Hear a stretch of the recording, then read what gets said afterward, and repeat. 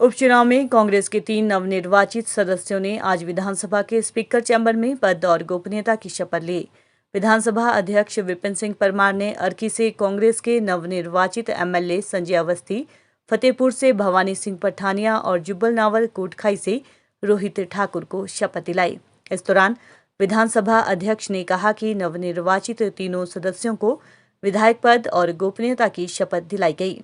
वर्तमान में भाजपा के 43, कांग्रेस के 22, माकपा के 1 और 2 आजाद सदस्य विधानसभा के हैं। उन्होंने कहा कि उम्मीद है कि हिमाचल शिखर की ओर बढ़े, इसके लिए सभी मिलकर काम करेंगे। शपथ के बाद अर्की से कांग्रेस के नवनिर्वाचित एमएलए संजय अवस्थी ने कहा कि अर्की की जनता के हित के लिए वे काम करेंगे। मुख्यमंत्री ने जो कोरी घोषणाएं अर्की के लिए की है, उनको पूरा करवाने के लिए काम किया जाएगा और सरकार पर इसके लिए दबाव बनाया जाएगा। भवानी सिंह पठानिया, जो विधानसभा का सदस्य निर्वाचित हुआ हूँ, ईश्वर की शपथ लेता हूँ कि मैं विधि द्वारा स्थापित भारत के संविधान के प्रति सच्ची श्रद्धा और निष्ठा रखूंगा, अक्षुण्ण रखूंगा तथा जिस पद को मैं ग्रहण करने वाला हूँ उसके कर्तव्यों का श्रद्धापूर्वक निर्वहन करूंगा। मैं संजय अवस्थी, जो विधानसभा का सदस्य निर्वाचित हुआ हूँ, ईश्वर की शपथ लेता हूँ कि मैं विधि द्वारा स्थापित भारत के संविधान के प्रति सच्ची श्रद्धा और निष्ठा रखूंगा। मैं भारत की प्रभुता और अखंडता अक्षुण्ण रखूंगा तथा जिस पदों का श्रद्धापूर्वक निर्वहन करूंगा।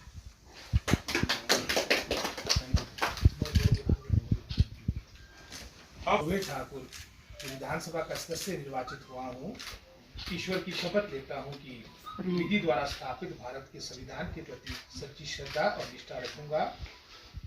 मैं भारत की प्रभुता और अखंडता अक्षुण्ण रखूंगा और तथा जिस पद को मैं ग्रहण करने वाला हूँ उसके कर्तव्यों का श्रद्धापूर्वक निर्वहन करूंगा।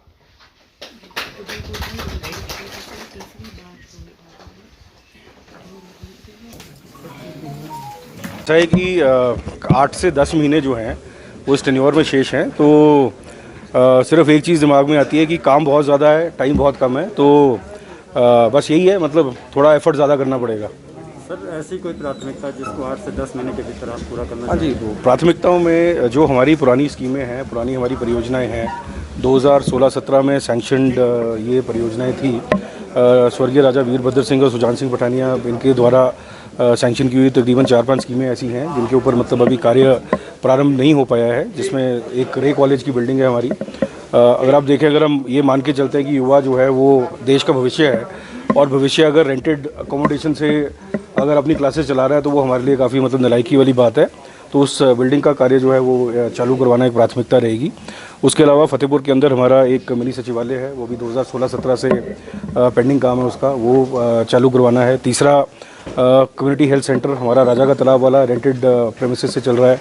एक धनेटी चुरूड़िया की वाटर सप्लाई की स्कीम है, एक डूग चुरूड़ी की हमारी सड़क और डूग खड्ड के ऊपर पुल है। तो ये 5-6 परियोजनाएं हैं जिनको प्रायोरिटाइज करके इनको कंप्लीट करने की कोशिश करेंगे, क्योंकि ज़्यादा चीज़ों में हाथ डालने की कोशिश करी तो कुछ भी नहीं हो पाएगा। सर, समर्थन की बात करें, चारों सीटों की बात करें, लोकसभा और विधानसभा का कांग्रेस को समर्थन मिला है, जनता ने कांग्रेस को यहाँ पर चुना है, क्या कहेंगे? नहीं, देखिए, भावनात्मक मुद्दे जो होते हैं वो सिर्फ एक टाइम तक रहते हैं, ठीक है। अब भावनात्मक मुद्दों में बहकर हो सकता है 1 या 2 बार वोट जो है वो भाजपा को पड़ गया हो, लेकिन जब मैं महिलाओं की बात करता हूँ, जब वो तड़का लगाने जाती हैं ना आज, तो उनके साथ डिस्कशन करके यही सामने आया कि पहले जी ऐसे करके सरसों के तेल की बोतल का ढक्कन खोला जाता था, कड़ाटी में उसको ऐसे पलटा जाता था और खुला एक तड़का लगाते थे। आज एक कड़छी में वो तेल को राशन करके फिर उसका तड़का लगाया जाता है, क्योंकि 74 रुपये की बोतल आज जो 240 रुपये की बिक रही है। तो भावनात्मक मुद्दे एक समय तक चलते हैं, उसके बाद रोजी रोटी की बात आ जाती है, रोजगार की बात आ जाती है, महंगाई की बात आ जाती है, और वही वो जो है वो सामने आया है। आपको क्या लगता है कि तड़का बीजेपी को लग गया उसका, जो महंगाई का? नहीं, ये तड़का तो अभी लगना है, ये ट्रेलर है। तड़का ये बेसिकली 2022 के लिए मैंडेट है, और मेरे हिसाब से अभी भी देखिए, जैसे ही आपका रिजल्ट आया अगले दिन 10 रुपये जो है वो आपकी एक्साइज कम कर दी। मेरा ये मानना है एक्साइज में अभी भी 23 रुपये का और जो है वो एक स्कोप है। सन 2014 में डीजल के ऊपर एक्साइज 3 रुपये थी, जो अभी भी शायद 27 या 28 रुपये है। तो 10-15 रुपये जो है डीजल के ऊपर और एक्साइज का वो हो सकता है। सबसे बड़ी बात जो है, एक food security act, food security आपका जो इसमें आपका एसेंशियल कमोडिटीज़ एक्ट है, एसेंशियल कमोडिटीज़ एक्ट को मॉडिफाई किया गया था किसान बिल 3 को उसको अकोमोडेट करने के लिए, जिसमें भंडारण की क्षमता के बारे में बताया गया है। जैसे ही उसमें से आपने तेल और आपने दालें और आपने इसको बाहर निकाला, प्याज और आलू को, इनकी कीमतें जो है बढ़नी स्टार्ट होगी, क्योंकि एसेंशियल कमोडिटीज़ एक्ट जो है वो काला बाजारी को रोकने के लिए एक एक्ट बनाया है। अब आपने खुली छूट दे दी कॉरपोरेट को कि जितना आप जो है सरसों खरीद सकते हैं वो खरीद के आप भंडारण उसका कर लीजिए। तो आप देखिए सरसों की रिकॉर्ड प्रोडक्शन हुई है और सरसों की डिमांड जो सरसों के तेल की है वो ऑलमोस्ट स्टैटिक है। तो महंगाई इसलिए बढ़ती है या तो प्रोडक्शन कम हो जाए या उसकी डिमांड बढ़ जाए। प्रोडक्शन बढ़ी है, डिमांड स्टैटिक रही है, उसके बावजूद तेल जो है 70 रुपये से लेके 240 रुपये का गया है। तो ये काला बाजारी नहीं है तो और क्या है। तो ये सारी की सारी सरकार के द्वारा जो स्पॉन्सर्ड ये महंगाई की जो स्कीम्स हैं वो जनता समझ रही है धीरे धीरे इनको। मैं जीत का श्रेय अपने जो मतदाता हैं अर्की विधानसभा क्षेत्र के सभी मतदाताओं को इस जीत का श्रेय देता हूं। और क्योंकि लोकतंत्र में जनता जनार्दन है, जनता भगवान का रूप है, और मैं अपनी जीत का श्रेय उन सभी को देता हूं। और साथ में जो मुद्दे रहे 4 वर्ष के कार्यकाल में, जो भारतीय जनता पार्टी की सरकार का जो कार्यकाल रहा, उसमें जो अनदेखी अर्की विधानसभा क्षेत्र की हुई, मुख्य मुद्दे जैसे महंगाई एक बहुत बड़ा मुद्दा था और बेरोज़गारी बहुत बड़ा मुद्दा है, और इसके अलावा जो स्थानीय मुद्दे जो हैं वहाँ पर जो स्थानीय भारतीय जनता पार्टी के नेता और जो प्रत्याशी थे वो डिलीवर करने में नाकाम रहे और सत्ता सुख भोगने में ज़्यादा समय व्यतीत किया। तो ये सब इन सब का जो आज परिणाम सामने है कि आज जनादेश जो कांग्रेस पार्टी को, कांग्रेस को मिला है, और आज मैं विधायक बनकर जो है यहाँ पर पहुँचा हूँ। इस जीत का श्रेय जो है समस्त जनता को, जो अर्की के मतदाता हैं, उनको देता हूँ। सर, 1 साल से कम का समय बचा है, ऐसे में आपकी प्राथमिकताएं क्या रहेगी जिन्हें आप समय रहते पूरा करना चाहेंगे? अगस्त माह में माननीय मुख्यमंत्री महोदय ने अर्की विधानसभा क्षेत्र का दौरा किया था और उसमें घोषणाएं करके आए थे। मेरा ये प्रयास रहेगा कि वो जो घोषणाएं करके आए हैं उनको मैं पूरा करवाने का प्रयास करूंगा, ताकि लोगों को उनका लाभ मिल सके। और ये इसलिए भी ज़रूरी है क्योंकि लोकतंत्र में जो हमारे राजनेताओं का जो एक विश्वास, जो जनता का उनके ऊपर विश्वास होता है, कि विश्वास ही एक ऐसी कड़ी है जो आम मतदाता को राजनेताओं के साथ जोड़े रहता है। तो अगर सार्वजनिक मंच से इस तरह से महत्वपूर्ण पद पे, जो मुख्यमंत्री के पद पे होते हुए कोई झूठी घोषणाएं करे, तो एक विश्वास टूटता है। और उस विश्वास को कायम रखने का प्रयास के लिए मैं ये कोशिश करूँगा कि जो घोषणाएं करके आए हैं उनको वो पूरा करें। अवस्थी जी, 1 साल बाद फिर से चुनाव है, फिर से आप चुनाव मैदान में होंगे, क्या ये जो जीत का सिलसिला है कांग्रेस का आगे भी जारी रहेगा? बिल्कुल बिल्कुल, ये आगाज़ है, ये आधारशिला, ये नींव रखी गई है 2022 के आम चुनाव के लिए। और आने वाले 2022 के आम चुनाव में एक इमारत बनेगी, एक तस्वीर बनेगी जो आज जो लोगों ने देखी है, और प्रचंड बहुमत से जो है कांग्रेस पार्टी बहुमत में आएगी और सरकार बनाएगी और लोगों की सेवा करेगी। सबसे पहले मैं अपनी जनता जनार्दन का आभारी हूँ, धन्यवादी हूँ, जिनके आशीर्वाद से ये सफलता प्राप्त हुई। और साथ ही साथ अपने कांग्रेस कार्यकर्ताओं ने जो निरंतर परिश्रम और संघर्ष पिछले 4 महीनों में किया है, उसका ही परिणाम है कि हमारे विधानसभा क्षेत्र से एक ऐतिहासिक जीत कांग्रेस पार्टी ने हासिल की है। इसके साथ साथ चुनाव को किस तरह से चुनौती देख रहे थे आप, क्योंकि जो त्रिकोणीय मुकाबला जो है वो सीट पे देखा जा रहा था?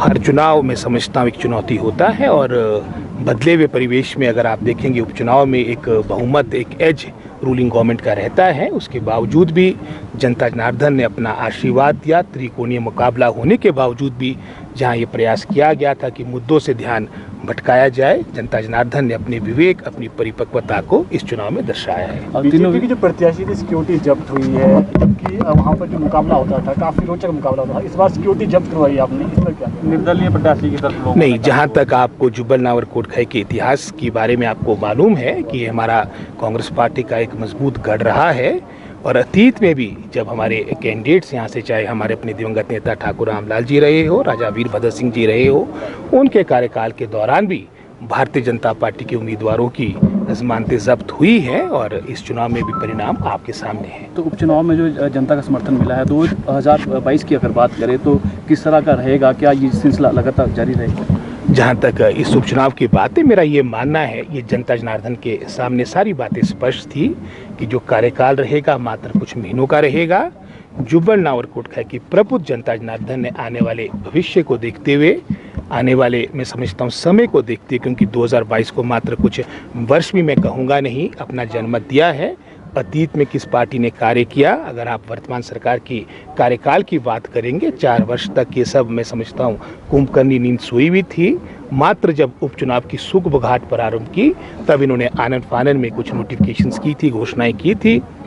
लेकिन जैसे मैंने पहले कहा, हमारे जो प्रबुद्ध मतदाता अपने विवेक के लिए, अपनी परिपक्वता के लिए जाने जाते हैं और यही कारण है कि पूरे हिमाचल प्रदेश में जुब्बल नावर कोटखाई एकमात्र ऐसा विधानसभा क्षेत्र है जहाँ से 2 मुख्यमंत्री निर्वाचित हुए हैं। सर, क्या प्राथमिकताएं रहेंगी आपके इस कार्यकाल में? कुछ ही समय आपको मिला है, जी कैसे लेंगे आप इसे? अब जैसा आपने कहा कि मात्र कुछ महीनों का कार्यकाल है, मेरा ये प्रयास रहेगा कि 2017 के उपरांत मैं समझता हूँ जो मेरे समय की प्राथमिकताएं थी, प्रायोरिटीज़ थी, जो लंबित पड़ी है, इस कार्यकाल के दौरान जो समय मेरे पास है उसका एक एक पल का सदुपयोग हो। उदाहरण के तौर पे हमारे समय की जो मुख्य सड़क थी ठियोखड़ा पत्रहाट कोटी रोड, उसका लगभग कोई 8% के आसपास का कार्य शेष रहा है, उसका कार्य मुकम्मल हो।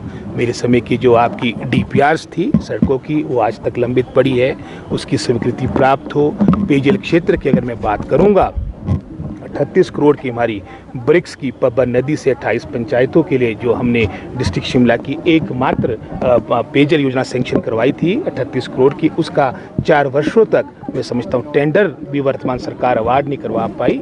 उसका कार्य शीघ्र आवंटित हो, कार्य प्रारंभ हो। 66 kV का सबस्टेशन विद्युत क्षेत्र हमारा हाटकोटी में कार्य चला है, बड़े कछुआ चाल से चला है, उसको भी शीघ्र अमली जामा पहनाया जा सके। हमारे कार्यकाल के दौरान एपिडा के माध्यम से 3 कोल्ड स्टोर्स हमारे क्षेत्र में 8-8 करोड़ के स्वीकृत हुए थे और डबल इंजन सरकार के बनने के बाद इसको निरस्त किया गया, उसको भी बहाल करने का हर संभव प्रयास होगा। जहाँ तक सेब बाहुल्य क्षेत्र की आपने बात कही है, जुब्बल नावर कोटखाई में लगभग हिमाचल प्रदेश का 25 से 30% के आसपास सेब का उत्पादन होता है और कांग्रेस सरकार के कार्यकाल के दौरान चाहे हमारे सरकारी क्षेत्र में कोल्ड स्टोर स्थापित करने की बात रही हो, चाहे अपने क्षेत्र को जीवन रेखा, भाग्य रेखा सड़कों से जोड़ने की बात रही हो, एक मजबूत आधारभूत ढांचा स्थापित किया गया है और आने वाले समय में ये क्रम जारी रहेगा। धन्यवाद। पत्रकार बंधुओं का मैं अपने इस कार्यालय में, ऑफिस में अभिनंदन एवं स्वागत करता हूं। अभी हाल में ही हिमाचल प्रदेश में जो उपचुनाव फतेहपुर, अर्की, जुब्बल, कोटखाई के संपन्न हुए और 8 फतेहपुर से श्री भवानी पठानिया जी, 50 अर्की से श्री संजय अवस्थी जी और 65 जुब्बल कोटखाई से श्री रोहित ठाकुर जी निर्वाचित हुए हैं। आज उन्हें यहाँ ठीक 11 बजे हमने गोपनीयता, विधायक पद व गोपनीयता की शपथ दिलवाई और ये जो एक औपचारिकता है, परंपरा है या जो शपथ ग्रहण या शपथ दिलवाई जाती है, इस मौके पर यहाँ वो उपस्थित हुए। मैं उनको अपनी ओर से ढेर सारी शुभकामनाएं प्रेषित करता हूँ। आज अगर पूरे इस विधानसभा के कुल 68 सदस्यों का आंकलन किया जाए तो वर्तमान में भारतीय जनता पार्टी के 43 निर्वाचित सदस्य हैं, ऑनरेबल MLAs हैं। कांग्रेस के पास संख्या 22 है और CPI के एक सदस्य श्री राकेश सिंघा जी हैं। निर्दलीय 2 विधायक हैं, ऐसे कुल 68 संख्या बनती है। मुझे पूरा विश्वास है कि जो ये नए सदस्य, ऑनरेबल मेंबर इलेक्ट होकर के आए हैं, वो अपने इलाके के सर्वांगीण विकास के लिए निरंतर चिंतित रहेंगे और इस विधानसभा में श्रेष्ठ चर्चाओं का हिस्सा बनेंगे और हिमाचल प्रदेश शिखर की ओर बढ़े, इनका भी महत्वपूर्ण योगदान रहेगा, ये मैं कहना चाहता हूँ।